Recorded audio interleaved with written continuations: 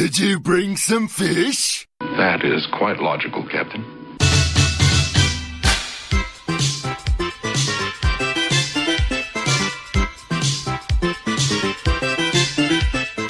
Where shall I strike?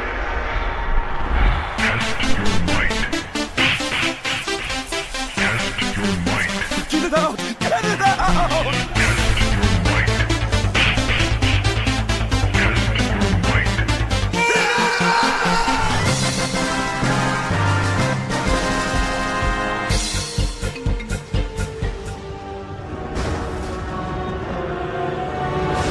Your mother was a murderer! You smell like a leopard! You are not prepared. Welcome to the Geek Card, show 130.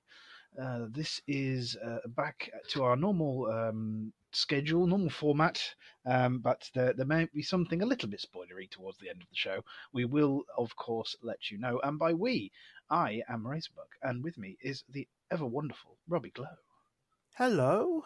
Hello. How are you? I'm good. I'm not too bad at all. I'm enjoying the long weekend that we're having in the UK this week. Yes, This May week, this Bank month, I holiday. mean. Yes, We get 2 this month. How We do. exciting. it's very good. But then we have a Yes. sort of like complete lack of them for most of the rest of the year, which is annoying. Yeah, I think we have the last public holiday in August, and then we have none until Christmas. So there we go. So, yes. But, so how are you, Robbie? How are you enjoying your geeky extended week? Extended week of geek. So it was kind of sad in the start, really, because we found out that Peter Mayhew, who played Chewbacca, died. We did. That's very And sad.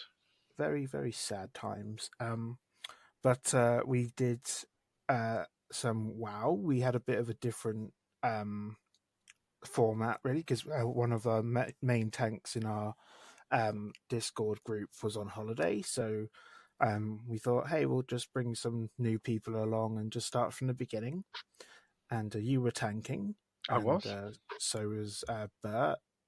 And it went pretty well, I think. We got through. I thought the first boss, which we've always had problems with, actually turned out not to be a problem. Yes. I'd never tanked that before, and I'd never even DPS'd it. I'd only ever healed it, which meant I turned and faced the wall and played whack-a-mole with green bars. So to have to actually actively tank it was difficult. Although thankfully Damarai was very good at explaining things, and between him and Corrin, they've worked out how to do that fight quite efficiently. So he's just like, right, stand it here, turn it round, you face the wall, it faces you. And then you don't have to worry about the look away mechanic. So yeah, and we got through that. I think the second time. Second pull, yeah.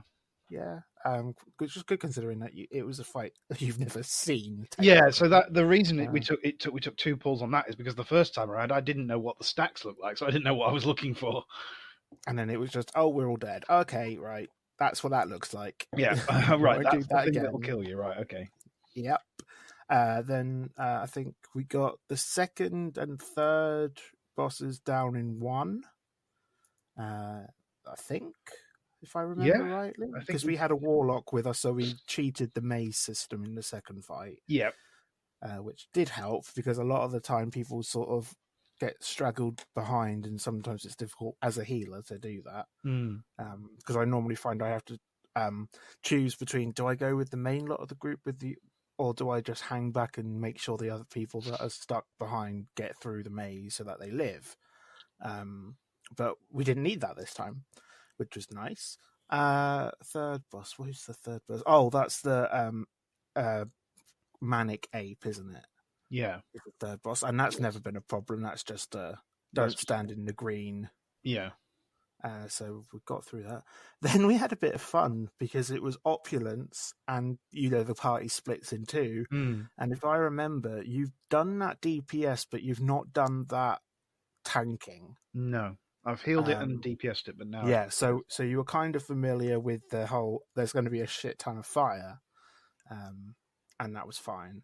I think it took 3. It took 3. The first time I wasn't sure what Raven did wrong, but I think she did something wrong that She knew. Oh yeah, because like, we as only soon as had she'd done it. because we only had 3 healers, so we had a really awkward split Mm. of healers, and then we decided, oh wait, we've got a shadow priest with us that can dispel, so that we moved the shadow priest from the DPS side to the range side to the melee side, Mm. and because I think druids only have a single target dispel. Yeah. So, and there's a part of the fight where there's always 2 or more people that get a lethargy curse on them. So I think after we split that, it went better. Yeah, I think that was all we needed to do was just adjust the dispels configuration. Rather than the healers, yeah. I mean, it helps that I'm the same type of tank as Corrin is, so we just sort of swap out. We don't really need to change anything on that front. Yeah, I reckon if well, it might prove to be a bit different if it was like 2 paladin tanks, or if it was a say a Death Death Knight and a bear tank that could yeah prove because very you do have the options to self heal in emergencies either way, different. which is nice. I think once we've got through the bit where it splits the party, we actually did opulence in the first time we got to the end of it, which was nice. And then we had to go through the fight that we barely got through the first time. Yeah, and that one did not go so well. No, but having said that, the first time we ever did it, we didn't even get past the first 2 of the 4 council members. That's true. And I think we got. Did we get to the 3rd one? Definitely got to the 3rd one. We definitely got the 3rd one. Yeah, it's the sheer amount of damage that the tanks are taking on the 3rd phase we just couldn't keep up with. Yeah, and so I guess considering that the very first, when you first do a new raid, you don't even expect to get through the first boss. We have got the first 4 down because like I said, we didn't have as many of the regular people as we normally would. So even though I think there was about 3 people that we either don't normally have or hadn't seen any of it before. I can't remember which it was. Yeah, I think it was the latter. I think we had a couple of people who'd never raided with us before, and then we had at least 3 people who'd never seen that fight before. So yeah, so we did that, and that was fine. And then the next day, I checked Discord, and Raven had said something's happened, and I was like, "Oh God, what's happened?" Because I assemble the group, and normally I pass the lead mark on to Raven. But this time we thought, no, we'll get round the key lock by having me as the primary person, right? And then we find out that Raven's key that had been locked wasn't available anymore. Oh, I yeah. haven't heard about this. Have you not checked Discord since the raid? No, not really. Maybe you should have. Maybe you should have.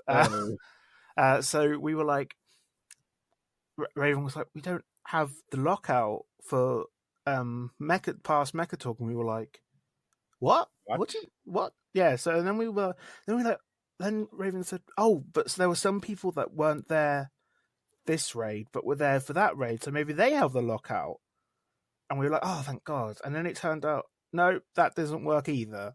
So I think we're stuck at stuck at the council again. Oh. Which, isn't a problem in the way, because we have done it once. Yeah. It's not like we didn't get through it as a full party, but we got through it, right? And then the Bomb Sandy fight, we got through the second time we did it. Yeah, the Bomb Sandy fight, I think I'm more confident we could do again. Yeah, it's just getting past this the council fight again. But since the last time we had to do it, a lot of the party members have been a lot of the Discord group have been doing various mythics and stuff. So eye level has changed, I think, a lot. Yeah, and I think with Corrin back as the main tank and Bert off tanking, I think we'll have a lot more survivability, because he as a tank, Corrin's much better spec than I am.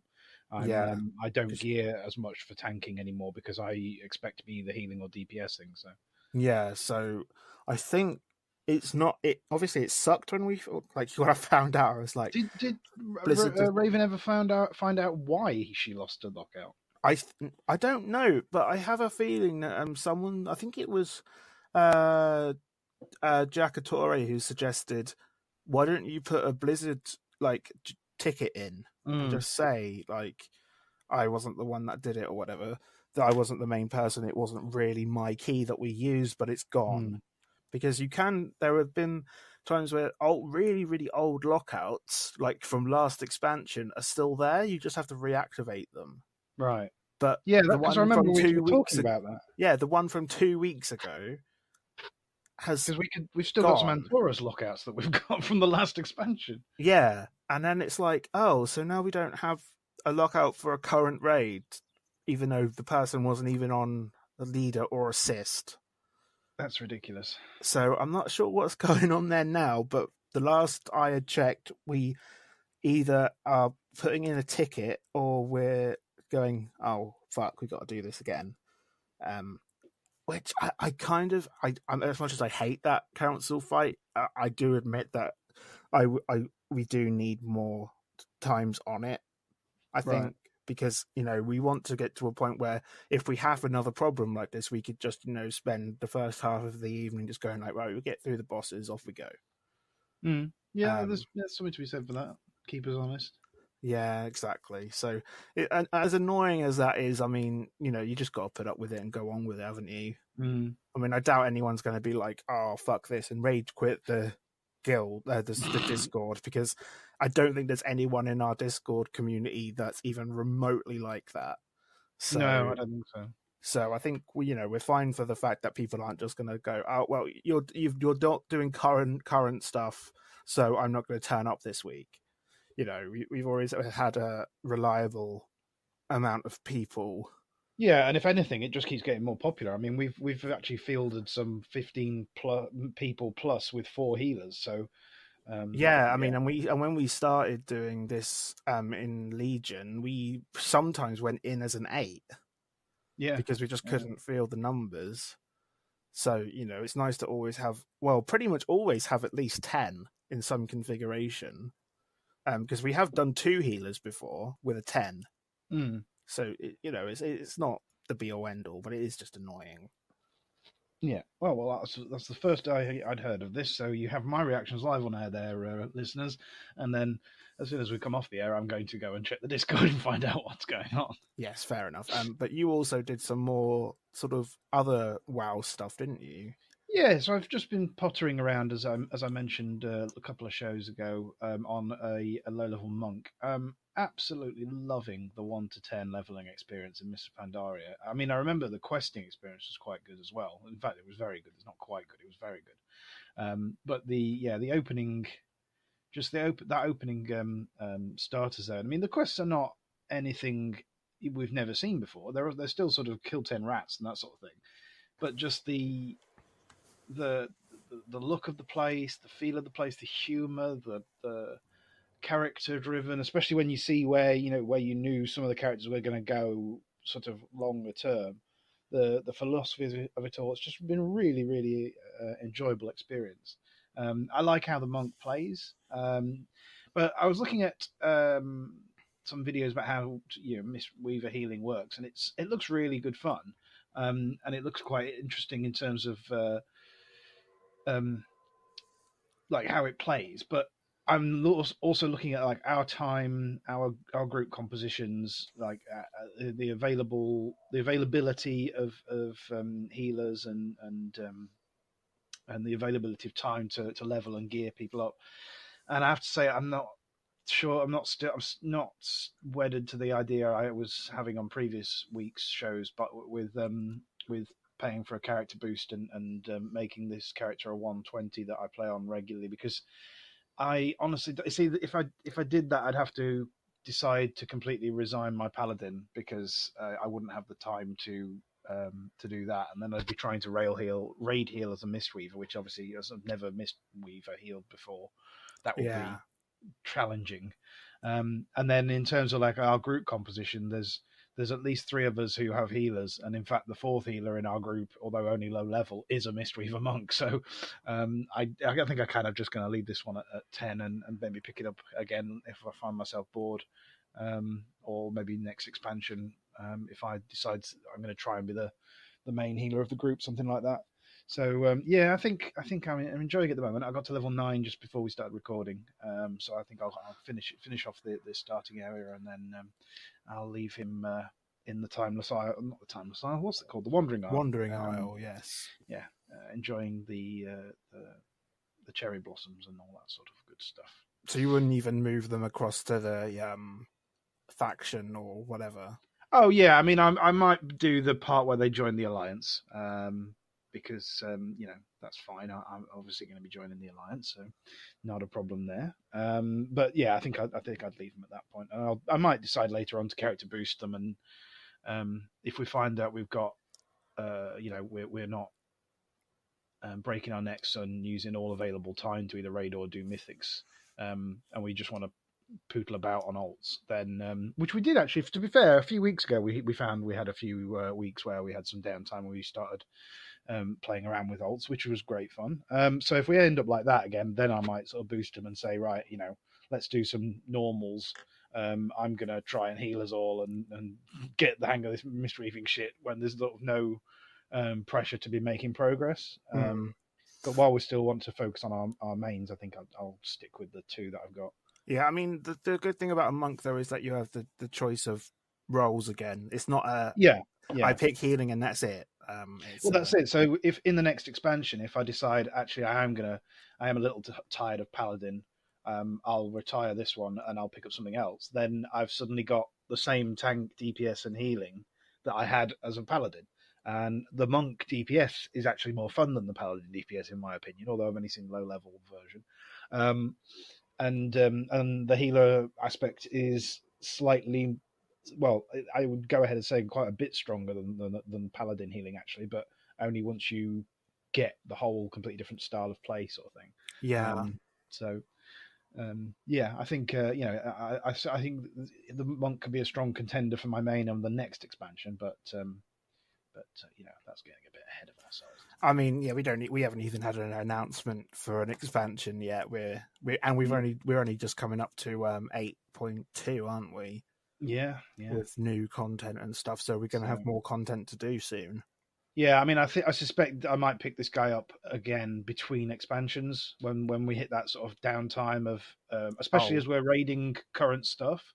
If we manage to get the raids on farm on the last of the patches early, because obviously when in Legion we were still going with current content right up until the end, but if we manage to get the raids on farm while we're waiting for the next expansion, then that might be time when other alts can run through some of the raid content, and that could be quite fun. So we'll see. Yeah, how that goes.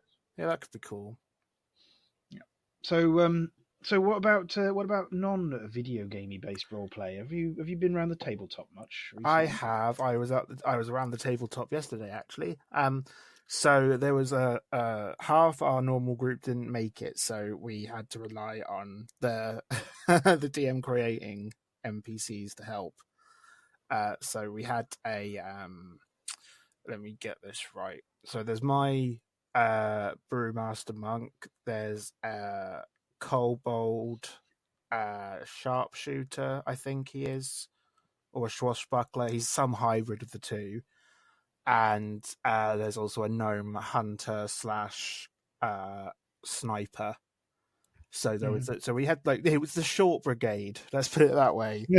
And we, which is kind of annoying, really, because we're in this situation where we're inside this volcano on a quest to get some stuff, which is in a different character's dream, who wasn't there. Okay, right. And it's like, oh, okay, so we're going to get you a staff, and you're not there, right? So, well, surely they were dreaming it, though. No, the location's real. Oh, right. But it was like, I've had a dream about this weird place. Oh, look, we found a weird place. Oh, is there stuff inside in your dream? Oh, yes, there's a staff. And we're like, oh, shit, okay, so in we go. But they were there for the first bit, so we got most of the way through it. So it was just a bit more like, I think the DM just put in some more fight, so it slowed us down.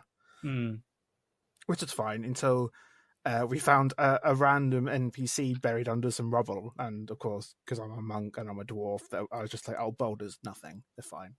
Right. lifted some boulders, got the NPC out, and it turns out that he's a bit derpy.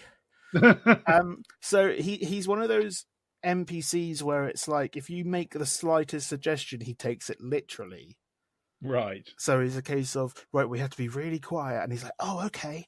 And then he's like, look over there, we need to get the attention of these things in the air. And then of course the DM's like, he picks up a pebble and throws it, and we're like, oh shit. Right.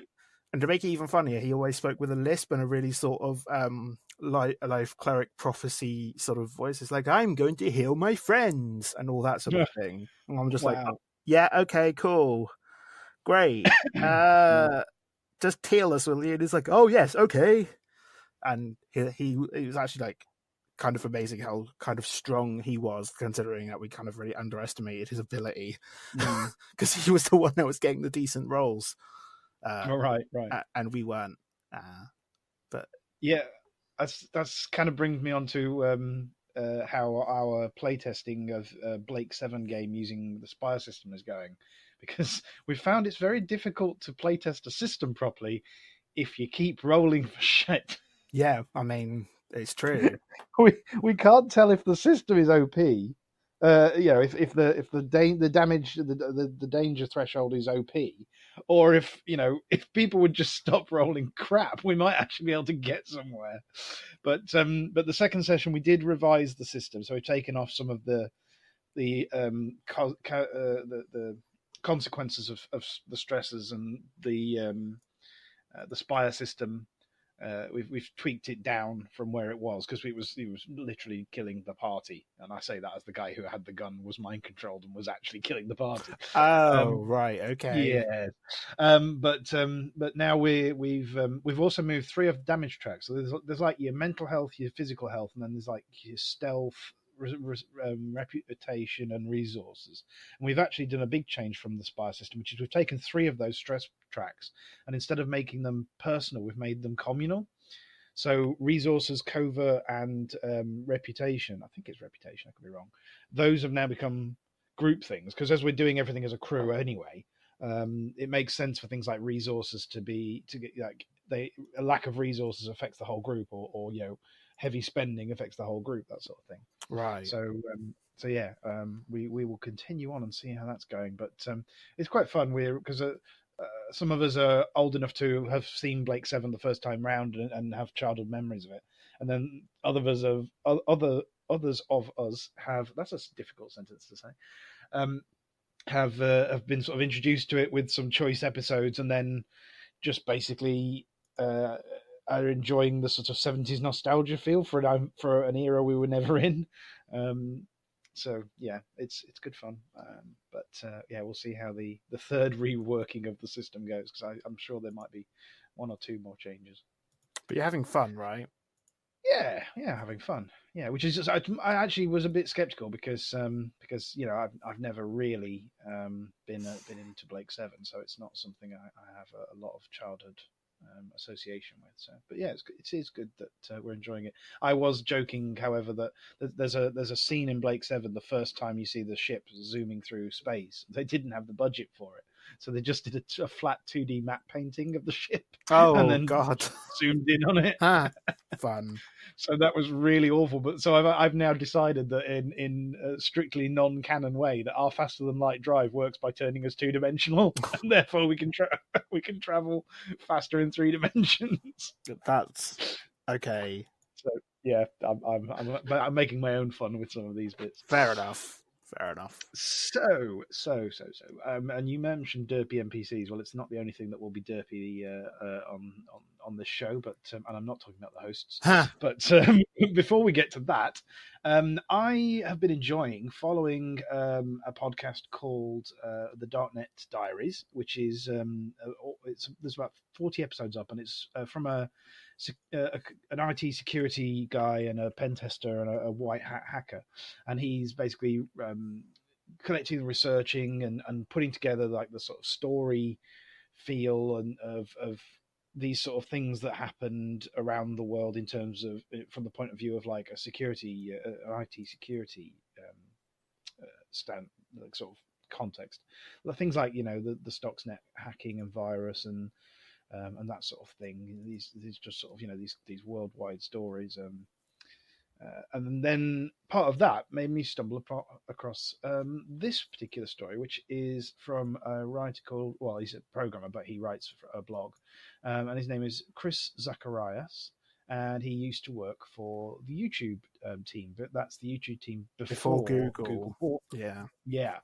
So I think he was one of the founders of it. So this is a story he tells of YouTube in 2009, so 10 years ago now, and how they accidentally conspired to kill off Internet Explorer 6.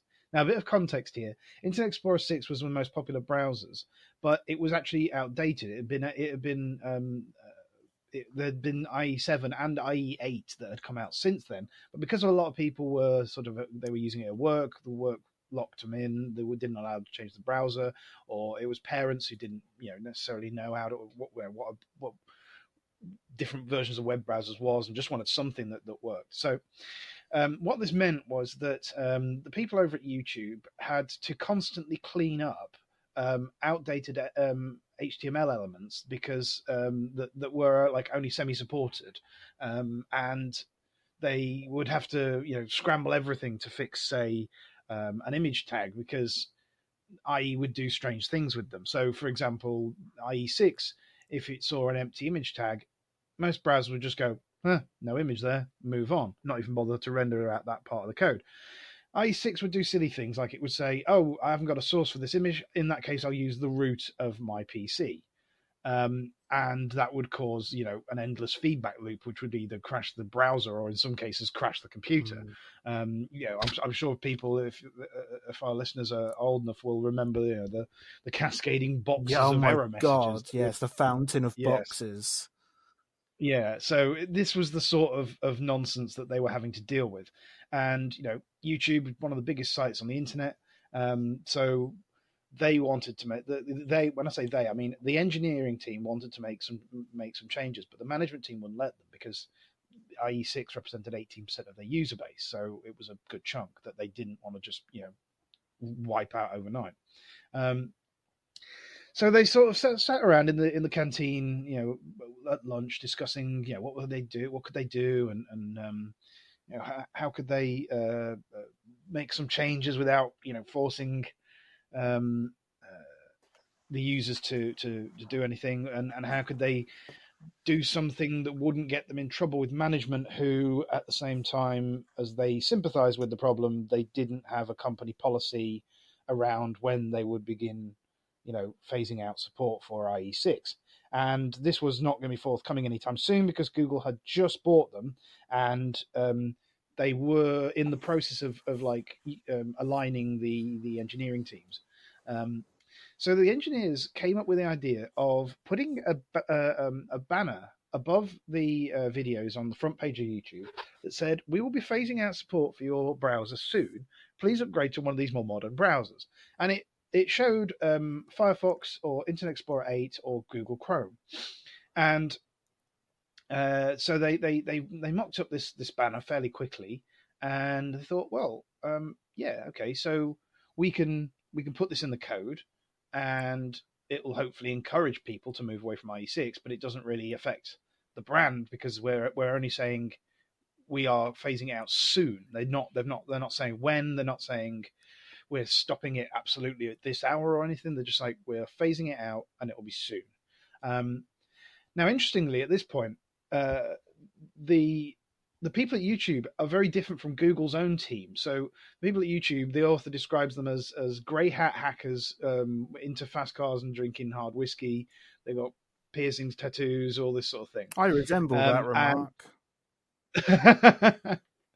And so the culture at YouTube was very much different from the culture at Google, but Google were in the driving seat now. Having said that, to avoid the sort of complexity of integrating Google's code base and Google's testing policies, etc., with YouTube, and thus disrupting YouTube for a long period of time while they were doing the merger, they made a new permission set for the engineers called Old Tuber. And if you were an old tuber, you could bypass the Google code enforcement policies and commit code directly into YouTube without having to go through Google's code checking, Google's policies, and all this sort of thing. If the author says this was a really special thing, and if you messed up, then that was it. Your old tuber status was revoked, and in fact, if you're not careful, so was your job. So everyone had to be on board with this thing that they were going to do, and thankfully for them, their boss of their team was on board, and he agreed with the whole sort of thing they decided to do, and they put in this banner in the code. So they put out the banner. It gets into the code. Anyone using IE6 would see it. Anyone else from any other kind of browser never even knew it was there. So it flew under the radar for a long time because the management and the sales guys and all that, they were all using Apple Macs running Google Chrome. No one ever saw the banner. So the first time that anyone in the team hears about anything happening, a PI guy comes over, and he's actually quite optimistic about it, because it turns out that all of the major internet publications, tech blogs and this sort of thing, have all decided that this is YouTube leading the way for a better internet,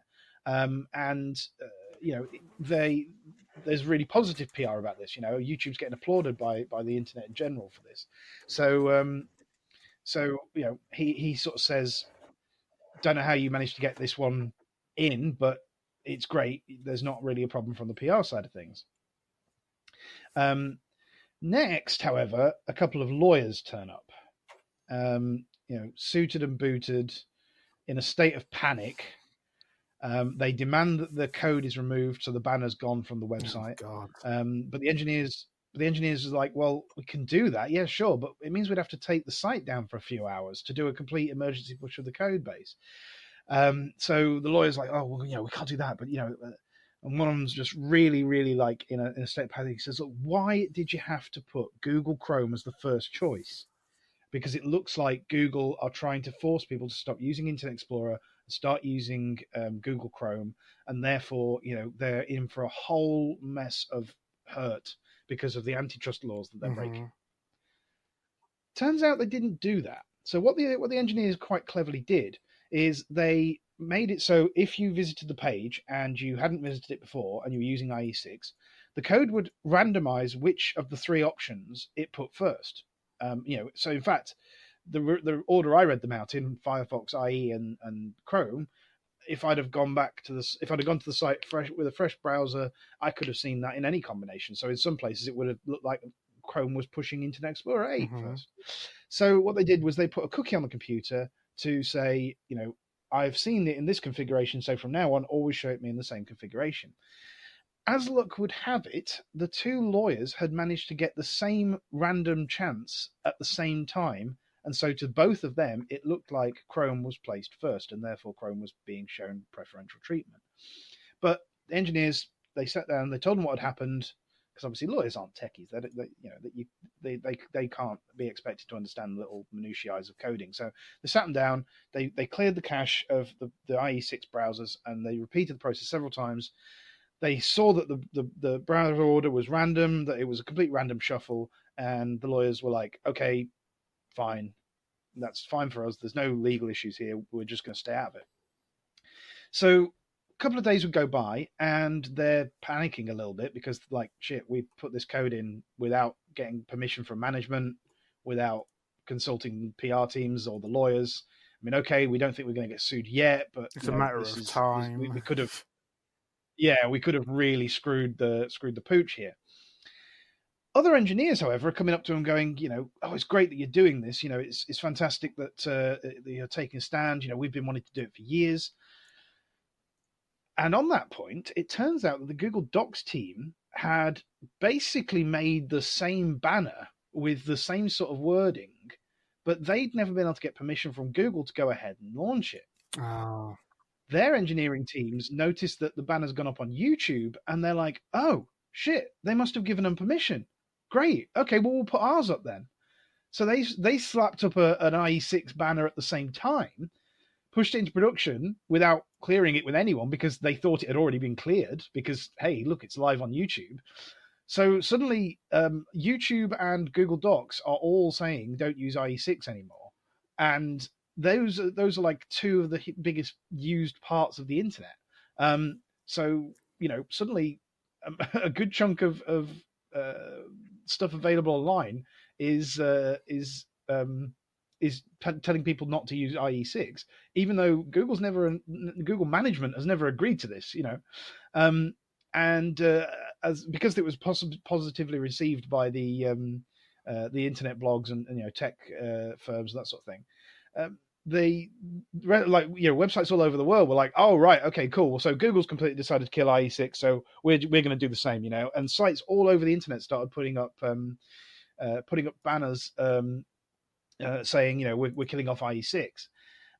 So move on, sort of thing. And it worked. So in the fifth month of 2007, so this month 10 years ago or 12 years ago, something like that, IE6 was 60% of the market share, 50% of the market share, and IE7 was just under 20% of the market share, and no one else had seen anything. And it wouldn't be until 2009 that IE8 would come out, and that would start to get popular. But even then, IE6 would still be 25% of the market share.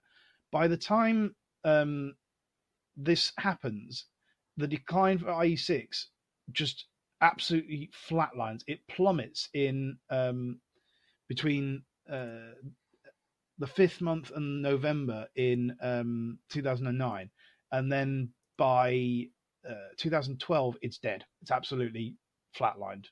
And now we see a big old mix between IE11, Microsoft Edge, Google Chrome, and Firefox, as most people know. So yeah, you can see on the graph that they've attached to this article that basically May 2009-ish, that's it.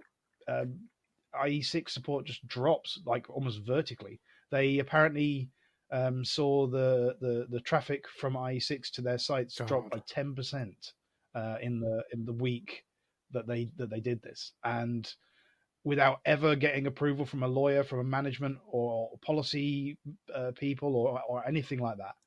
A bunch of engineers just over a lunchtime accidentally wiped out a buggy, old, crap, vulnerable version of Internet Explorer and got people to move over to something else. And I love stories like this. I just think it's fantastic that something that's just an idle thing between engineers and one bit of code suddenly has massive repercussions on the internet and on cybersecurity and all that. So I just thought I'd share that little story time with everybody. And I did like the fact that Chris ends the blog post with an underlined highlighted piece of a sentence saying, "I never snuck anything into production again. Please don't fire me." Oh God, that's funny. Oh. So yeah, I thought I'd share that little bit of geeky history with you, and the inadvertently killing off IE6 and 7. Exactly. Oh dear. So, there we go. So from inadvertently killing things off to the internet going absolutely nope.com. We want you to kill that off right now. This is the trailer for the new Sonic the Hedgehog movie. Where we see Sonic teaming up with Cyclops from the first X-Men films and having wacky road trip adventures versus a Dr. Robotnik. We will not call him Dr. Bad Egg. Whoever decided to call him Dr. Eggman needs to just go away. Like, he's always Dr. Robotnik. That's it. Yeah. So Dr. Robotnik, played by Jim Carrey, who I don't know. He was definitely not the worst thing about this trailer. But yes, in case you hadn't guessed, it's an absolute shit show. I don't know what Robbie thinks of it, but I couldn't even watch. I couldn't. As soon as I saw what Sonic's face looked like, I was just like, no. I got the trailer's like maybe 2 minutes long or 1.5 minutes long or something. I got 3/4 of the way and I was just like, nope, just stop the trailer. I'm getting off. It is just awful. So for those who don't know, I mean, check out the link in the show notes. But yeah, the way they've depicted Sonic is ridiculous. He looks like a man a skinny man at that, with normal human proportions, wearing a googly hedgehog head that they've dyed blue. It's the strangest thing. The face, for anyone who remembers the old Sonic games, the face is nothing like what it was in the video games. It's been made to look literally straight up like a 10-year-old drawing a human hedgehog. But the head size remains the same. So there's this disproportionately large head on an otherwise perfectly proportioned body, and a disproportionately small face for the ridiculous oversized head. The thing that got me the most, it wasn't even anything to do with like the features of the face. It's more the fact that he has human teeth, and the proportions are all proportions are all wrong. Right, that's exactly. So there's an artist on Twitter called Edward Pun, and you can follow him, Edward Pun 1. And he's done a redesign of the artwork for the poster. So he's bulked up the body and bulked up the muscle mass on Sonic himself so that it matches the large proportioned head. He's reduced the proportions on the legs so that they now appear to be, spindly and thin like the video game, and almost looking like sort of supernaturally agile. He's fixed a major problem I had with it, which is, instead of wearing white gloves and red shoes, Sonic's got the red shoes on, fine, but the white gloves are just like the blue fur on his arms randomly turns white as it goes to his hands. Oh, I know. Don't really get that. That's a bit strange. So this artist Edward Pun has put the gloves back on him, but the main thing that gets me is he's got the eyes back to what they are like, the oversized, always sort of slightly serious, frowny looking eyes of the video game character, and it just works really well. There's another one from someone called Aaron Hammerstrom, and they're on Twitter, Vert Anderson, and they've done a much more artistic version where they've painted over one of the stills from the trailer, and it's Sonic looking really surprised, and their paint job looks stunning. I mean, it just looks like how the video game character looked like, but the proportions work. The human teeth aren't there. I don't really know why Sega took the decision to, like, I don't know, make him look like a person wearing a furry suit. Yeah. Which is nothing against furries, don't get me wrong, but this is just not what Sonic the Hedgehog's supposed to look like. No, not at all. And it says a lot, right? When I guess the person behind the film has to say that, we've heard you and we're changing how he looks. Yeah, so this is the major thing, is that the studios have, like Robbie says, turned around and gone, yeah, we done fucked up. I don't know if the changes are going to be like some of the artists' interpretations that we've seen, but yeah, it's good to see that they've turned around and said, yeah, we're going to fix this. So interestingly, it's not even like they were trying to make him look more realistic because he had to fit in with our Earth, because the plot line, minor spoiler for those who haven't seen the trailer, appears to be that he's from another dimension and is here to help us, save our own. So why does he have to look human? Like, he can look like Sonic looks. He's from another dimension. Exactly. So yeah, you don't drop the ball on this one, guys. On the response to the Jeff Fowler tweet, there's just so many memes of people putting false teeth in teddy bears. Oh god! Oh wow, I haven't seen those. It's just like one of the pictures that I've seen. It's the still of the horrifying Sonic face next to a dentist chair with a teddy bear with false teeth in it, and it's just like that's less frightening somehow than the Sonic. Oh, I've seen one here where someone's put Steve Buscemi's Oh eyes. yeah, the Steve Buscemi eyes one is the best one. I think one of the best ones, and it actually still looks better than the original. People meme things so quickly these days that it's hard to keep up sometimes. I like people putting fangs in his mouth as well. Yeah, and like there are some like that are quite just subtle changes that make his face look friendlier. And even though it's just subtle, it's better. Like you think they would have like just put this picture out and just said yay or nay, and that would have been better than spending however long they've put it into development. I guess there's one.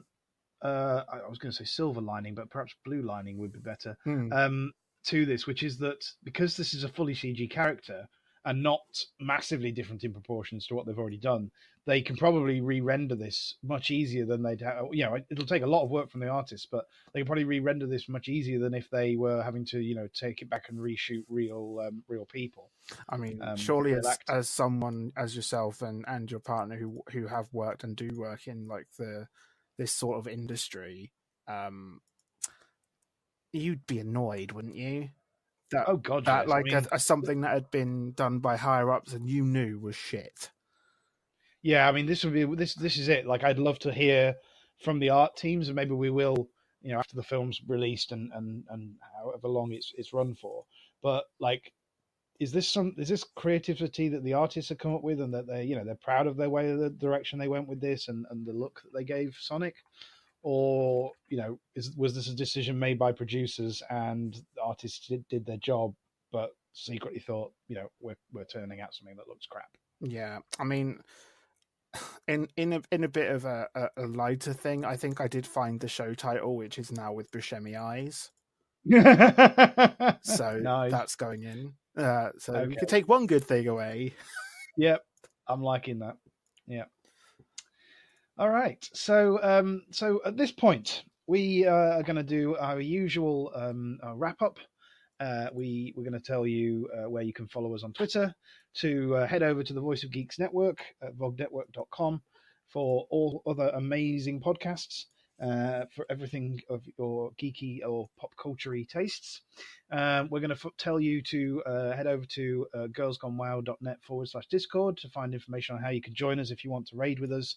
Wednesday nights, casual raiding over on the EU Alliance side. We're going to do all of that because following this is the last piece of news for the week, and it is spoilery. So yes, it's very, very awesome, and we're going to get very nerdy about it, but it is spoilery if you have not seen Avengers Endgame. So, on that note, you can follow me at RZBG on the Twitters. You can follow the show at TGC Show, and please feel free to write in and let us know what you think about Sonic the Derpy Hedgehog. Yeah. Robbie, what's about you? Where can they find you? You can find me at Robbie_Glow on Twitter. Fantastic. And that means that the last thing to do is to pass the Geek Cards. There we are. Thank you very much. Ink the stamp and give those who are departing us a little early a quick stamperoo. Fantastic. So, you have been warned. From now on, there will be spoilers for Avengers Endgame. We are going to be talking about a new Spider-Man Far From Home trailer that's come out.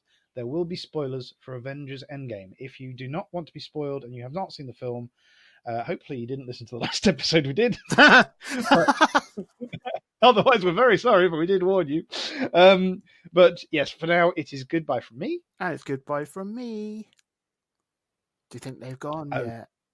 I think they might have gone. Okay, kids, we can have some fun. Right.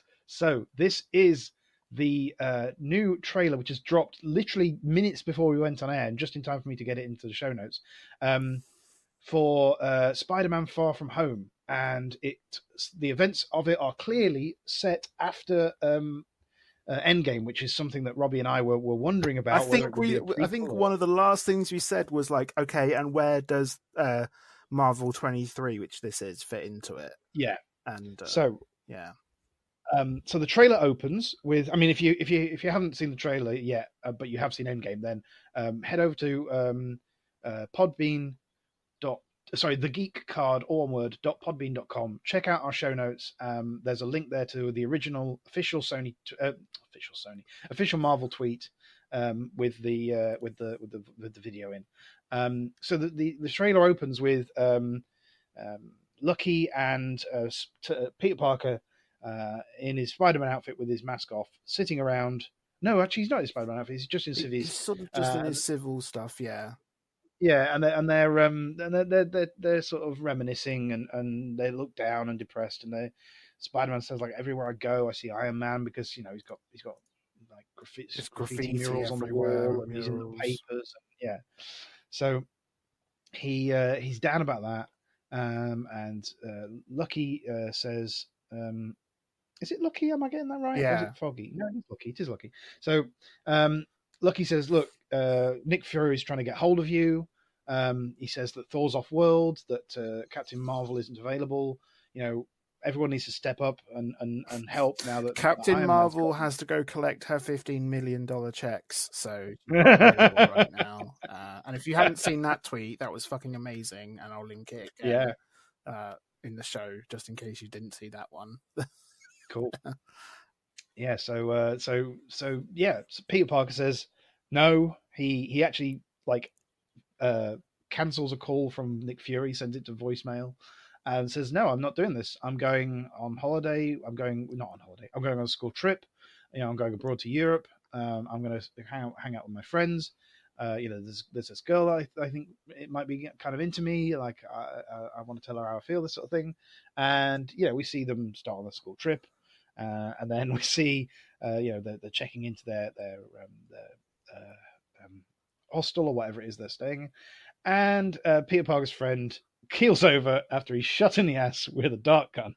Oh, God. And the camera turns around to reveal Nick Fury, and he says, "You're a hard person to get in touch with, but I'm not letting this go. I've got to get in touch with you. You've got to be Spider-Man. You've got to be." He even says, "You've got to be the new Iron Man," which is like, a big wow.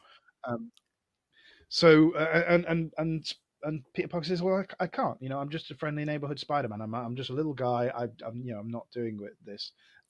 And do you want to give the amazing line? No, that you can. I think you can do it justice. Okay.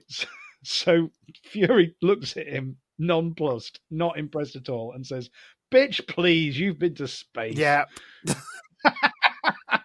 Yeah. That's officially your qualifying metric for joining the Avengers. Did you go in space and travel through time? Yeah, exactly.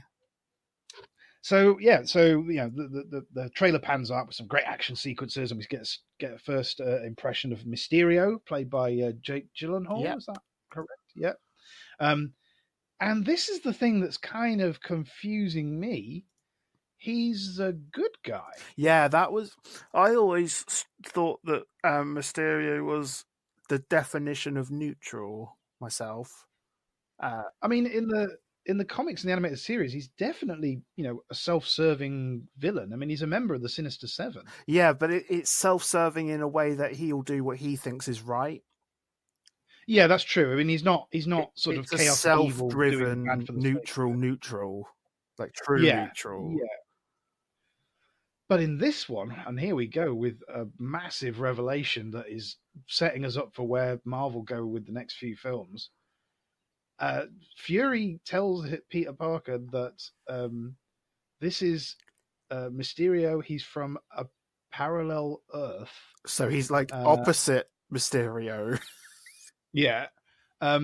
He's here because the events of Endgame tore a hole between realities, and that there's now a multiverse, and they actually say that. They now say so the thing with the Ancient One and the Hulk in their theorizing bit in Endgame actually did happen. Yeah, so it actually makes Endgame's time travel nonsense slightly less nonsensical, because actually what they said would happen if they did this did happen. And yeah, now we have Spidey has to team up to save his. I think it saved his Yeah, universe. it's the end game that we had. Right. If you get what I mean. The consequences of the end game in the timeline, that is the Peter Parker came back from the Thanos shit. So yeah, that's but that massive also for the implies that during Endgame, Iron Man did the whole thing where it was like, I know this is going to go horribly wrong, but I've got to do it, rather than just being like, because at first it was like, no, impossible, can't be done. And then it implies that, over the course of several days, it's like, no, I can do it, we'll do it. But in the back of his head, you just probably have to now think, hang on, did he actually mean like he's doing it because he knows it's the right thing to do because of the whole half the population's gone thing? And regardless of the consequences?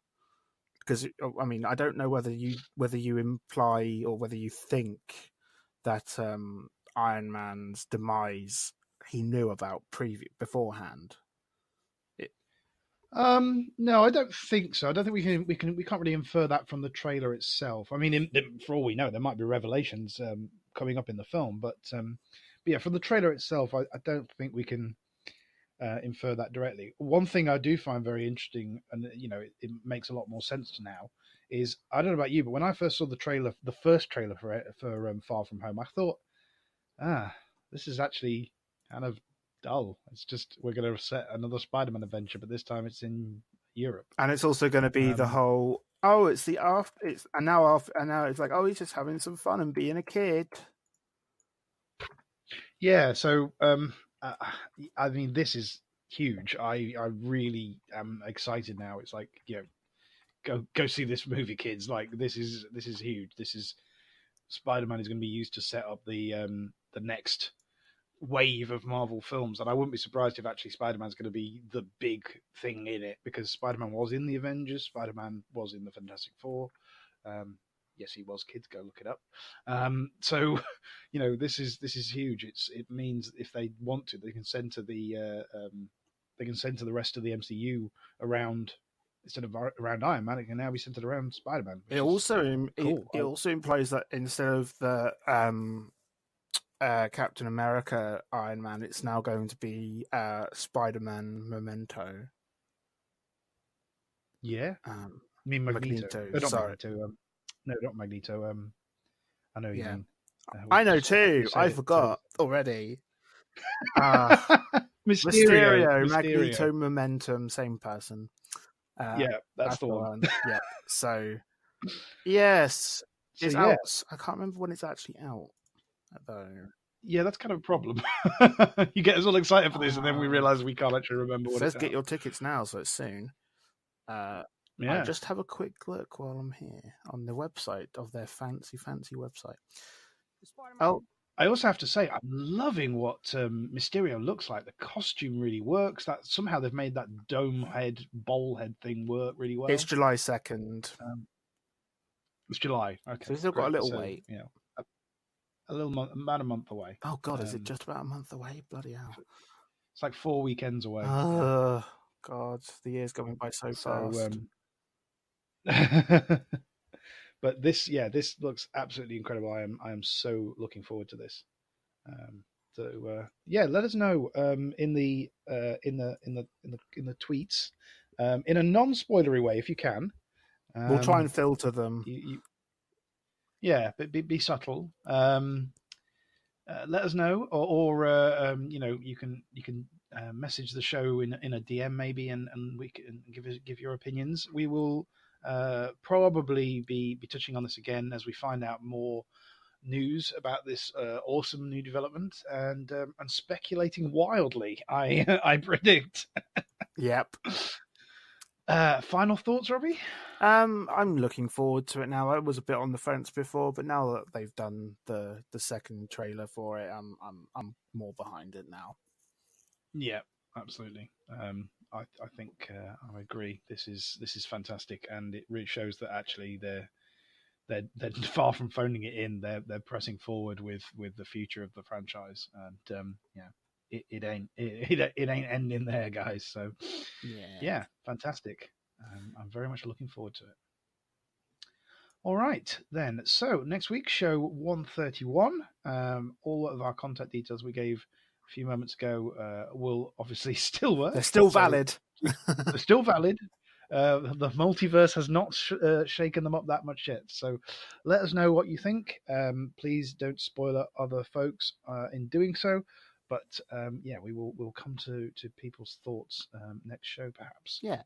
All right. And on that note, I will say goodbye. Bye. You've been listening to The Geek Card with your hosts, Razerbug and Robbie Glow. You can find The Geek Card wherever fine podcasts are found and on the web at thegeekcard.podbean.com. The Geek Card is a proud member of the Voice of Geeks network, where you can find other amazing podcasts like Orange Lounge Radio, Starboard Power Coupling, and Girls Gone Wow. Find out more at www.vognetwork.com.